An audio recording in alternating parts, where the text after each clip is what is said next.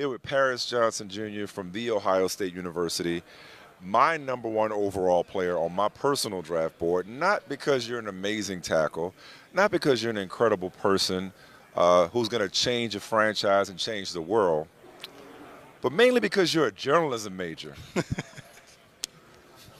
Appreciate that. I appreciate you. How did you decide to be a journalism major at The Ohio State University? Yeah, so at first, when I first enrolled, my initial thought was I want to do some international like diplomacy, possibly like with China. I had a lot of Chinese. I learned a lot of Chinese when I was in high school, middle school. And you speak Mandarin, right? Yeah, not as much anymore. I took some time off. Some of those languages you have to keep practicing it, but it came really easy. But then after that, I'm like, you know what? That doesn't sound like a major or something I can study and also play at an elite level at Ohio State. But I know I love to write. Regardless, whether I did that or not, I love to write. And so I was like, you know what, I'd love to be in journalism. I want to cover people's stories, and it mainly started out as like I wanted to be around sports. I want to cover sports. But then I wanted to challenge myself. I'm all about trying to challenge myself, do different things. So I wanted to cover, charitable groups that do stuff around campus, charitable people. And I found I'm used to writing 10-page papers in high school. And in journalism, my teacher's like, I only want maybe 300 words, 400 words. I'm like, oh, that's all you want? Oh, I can knock that out. Like, I'm the king of turning stuff in way before the deadline. And You're good on deadline? Yes. Oh, my gosh. Yes. See? I see a deadline as a challenge, and I attack it. Yeah? It's fun. The worst part is when your editor just chops your whole best lines, but, I got over that, I'll tell you a joke about editors off camera. I'll say this off camera. Do you plan to continue in journalism, like either during your career or post-career? Yes. So, but when I'm done with my career, I would love to be in your shoes, be the one who's asking the questions. If not, I'm being like a beat writer, following a team or whatnot. It'd be really cool. You want to be a beat writer? I'd be cool. I'd be cool. Oh man, listen, I got you. I don't know if they want to hear all about this, but we will exchange, Matt. I got you. I will appreciate that. I will show you the ropes. I will show you the ropes. You can't show me how to be a tackle, but I can show you how to do this journalism thing. But here's the thing, though. You weren't just a sports journalist. I want to make sure, and you mentioned that, but I want to make sure I get this right. So you wrote for the school paper, right? Mm-hmm. And you were the diversity and accessibility beat writer. Yes. Did you come up with that role on your own, or was that an existing position? Yeah, so that was a position that was already in existence. Okay. And that's cool. A lot of people took the sports route, and I was like, you know what? I kind of want something where I can kind of be free and explore. I'm not like I'm the women's volleyball person. I'm like, okay, I just got to follow them. Yeah. I felt like that wouldn't, I don't want anything that would be monotonous. I guess to me, something I'm going through the motions. There's nothing against women's volleyball. Team Ohio State, they're great. Yeah. But what I'm trying to say is that I wanted something where I could explore and find the groups on campus that are not really known, but they're doing great things, but they don't have that attention. They're not the groups with 100 members, 200 members, but it's small groups. Might be a group of 10, but they're going into houses for dementia, and they're working. These people are playing music.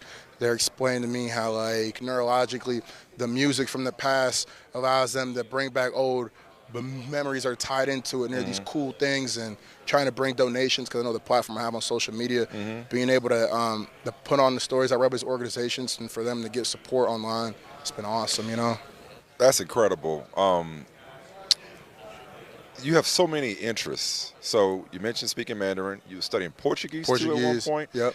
And salsa, samba, both? Samba. I've taken a salsa class, but with samba's way easier. It's actually way easier. It's like the same motion over and over again. You switch it up with the hands, But see, I can't dance to samba, save my life. I don't do anything worse than I dance. So that's where those feet come from. Have you always had those great feet at tackle, or the dancing just helps I would say I'm really only good at doing like my best dancing. I would say is usually more like salsa, samba. Anytime I'm out somewhere and I'm hearing like a Spanish song or something, I'm turning up. Turning up. Yeah, I'm like. I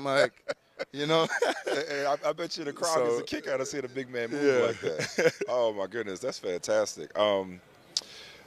What are some of your other interests and hobbies?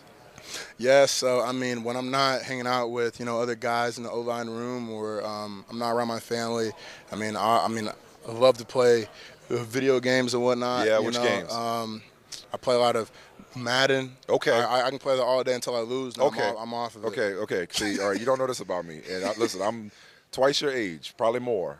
But my dream was always to be a GM. Really? So franchise mode is the closest I get. That in fantasy football. You in the franchise mode? Do you build franchises? I like to do the draft champs mode on like the draft champs. You know what that is? No, So it's on no. Ultimate Team, and it's kind of like you start off where you pick your coach, so that's your scheme. And then from there, you're drafting like all these players current and past. So like, oh wow, my quarterback might be like Mike Vick at quarterback. I might have like a Danian Thompson at running back, and I play draft champs, and I played against my friends. Yeah. And then I just destroy them in that. So basically, fantasy draft. It's basically a fantasy draft, and you pick, and you get a starter team, but besides that, like you're picking, I'm like Calvin Johnson, a wide receiver, and oh my gosh, but the defense, I go all in on defense. See what I like to do. But see the franchise mode. You never done franchise mode though? This is actually the first time I tried it. I probably did it like 3 weeks ago. Yeah. And it's so deep. So there are people out here, man, doing God's work, and here's what I mean. So like. You take a team and you run that organization, right? Yeah. There are people, whoever they are, God bless you, who will create draft classes. See, back in the day, this is before you were born, it's coming back, NCAA football. Yeah. So hardcore people like me, what we do is we play NCAA football dynasty mode, right? And then we would name the players, like after real players, then upload it into the system, and then go to Madden and then upload that draft class. Well, since they went away with NCAA football for a long time, you have people who create the draft classes. I say that to say I'm going to go fire up a franchise on Madden when I get home, and I got to draft you in the first round. What franchise do you want me to get to draft you? That's okay. We're not going. This is fictional, so don't worry. You're not going to offend any teams. Who should I get, and who should I draft you to? That's a good question. Actually, because I like to get the bad teams and turn them around. That's what I like to do. Yeah, I mean, I feel like my Little League team colors. I wore the silver and black. Played for the Outlaws. Okay. I would say I probably look good in the Raiders. Yeah, in that uniform. They need a tackle. Uniform, they need a tackle. I would say I would look good in that uniform. All right, cool. I would say that I did the fantasy mode. I tried to draft myself. Yeah. But it's not like you get the first pick every time. I was so excited to draft myself. By the time I got to the pick, there was like nobody I knew on the board. I was like, oh my gosh. So then I just stopped playing it. Oh my gosh. So listen, man. I want to go back to your commitment to Ohio State, because I read where your mother, Monica, right? Yep. Your mother had you call all the other schools. Every single coach. That recruited you. And I think that was like 48? Yeah, like 45, 48, yeah. What did that teach you? What did you get from that? Why did she have you do that? That is so classy. Yeah, so my mom, she knows how small the coaching world is, and she was like, and to me, it was like, I was like, man, I got to call every coach. Like, I'm texting some of my friends, like, no, I didn't do that. I just committed. But my mom was like, you should call every coach, tell them, thank for the opportunity, then do it. But all those coaches at the end of the day, they felt they had respect for it. Yeah. And some calls were a little harder than others.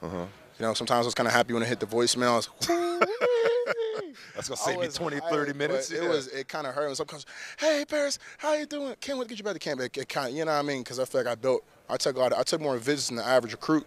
So I felt like I was the type of person where like I built a good relationship with a lot of programs. So, but I feel like for me it's been kind of cool because when I see these coaches, whether some coaches have left the college world altogether and I still have their relationship, or they've gone to the next level in the NFL, and I have ran into them here or outside of here. It's just crazy to see how small the coaching world is because people always remember the way you treated them. You know what I mean? Where you made them feel. No, that's such a classy gesture. Like, I'm not gonna lie, man. I never wrote handwritten notes, thank you notes, until I met my wife.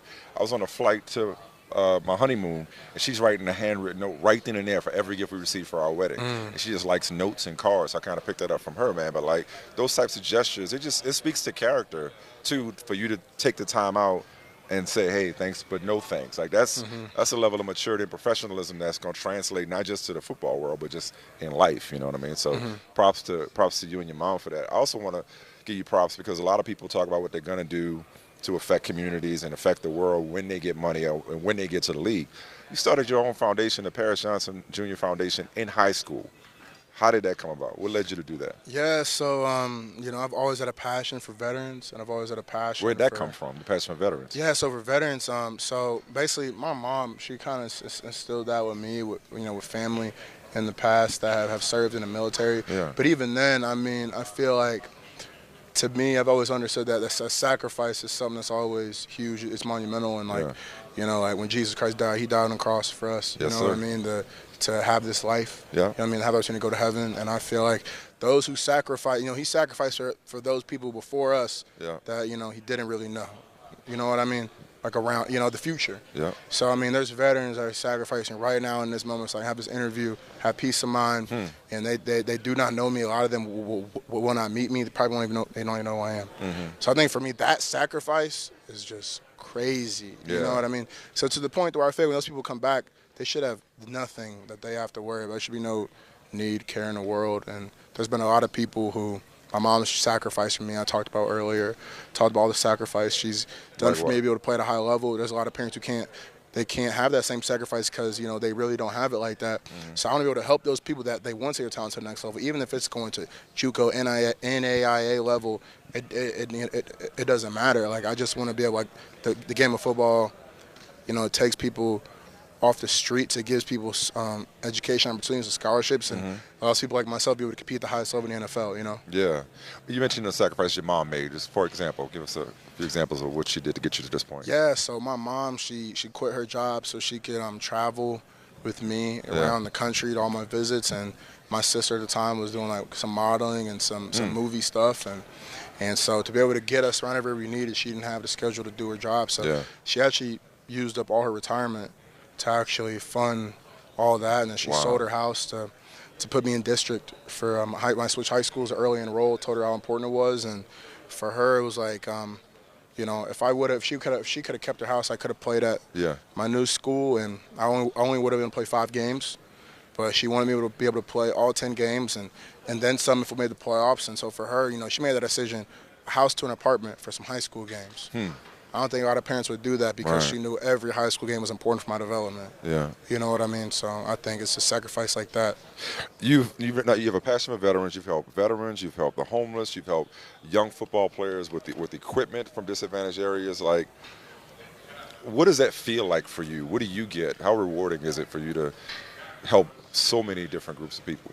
Yeah, I think for me, it's the one thing I wanted to do when we started this foundation and get in high school was like really small, and I would say I've loved the progress we've been able to make so far, and I think it started out as like I just want to like if I can impact and change one person's life, man, like that would be so cool. And it could be as small as conversation with a homeless guy on the side of the street.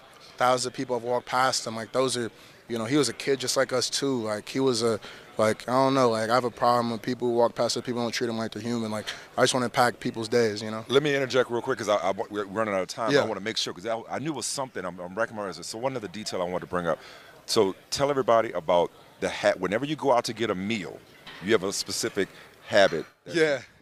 What is that? So I would say since I'm a lineman, I love to eat. I'm a cheap guy. I only spend money on. You said obviously I'm a cheap guy. Cheap. I'm cheap. What is cheap mean? Anybody knows me, like I don't like to spend money on a lot of things, but I will spend money on food. Okay. I will go in on food. Okay. And I will go in on travel. If I'm taking a trip somewhere, then I'll spend my money. I'm already in a different spot. Yeah. But besides that, I like to save my money. Okay. And since I know I eat a lot and it costs a lot for me to spend, to eat. If I'm ever getting some food and I see homeless people in the area within the blocks, especially I'm in the Short North area where there's a lot of food spots and there's a lot of homeless people outside, I feel like I shouldn't be going to fulfill my hunger, and I see other people hungry, and I'm like, dang, I'm going to walk past them and act like they don't exist to get some food for me. Because I'm a person, I don't carry cash. So I'm always like, I can't give you money, but you can go get some food, some drinks, something from here. Like, it don't matter. Like, I'll take care of whatever you want, you know what I mean? So that's just something I try to do. Like I shouldn't get. I mean, obviously I'm willing to spend the amount of money I do to eat. Then I got you, man. Like wow, So, dude, you really are a protector in more ways than one. Appreciate that. Last question: how would you evaluate this interview as a journalism student? I mean, and be honest, I would say that this was great. I would say this is like I would say this is a good feature story interview because it's also like talking about outside of the game. Like I love feature stories. Okay. So I like writing. I like tell people's stories a lot of people don't know. So I would say this is 10 out of 10. 10 out of 10. Journalism or football, whatever one you choose, I think you're going to be all right. Thank you. Do them at the same time, man. It's a pleasure. Appreciate it. It's a pleasure to be here too. Hi, I'm Mike Tirico, and thanks for watching. Make sure to hit subscribe for the latest news and highlights from NBC Sports.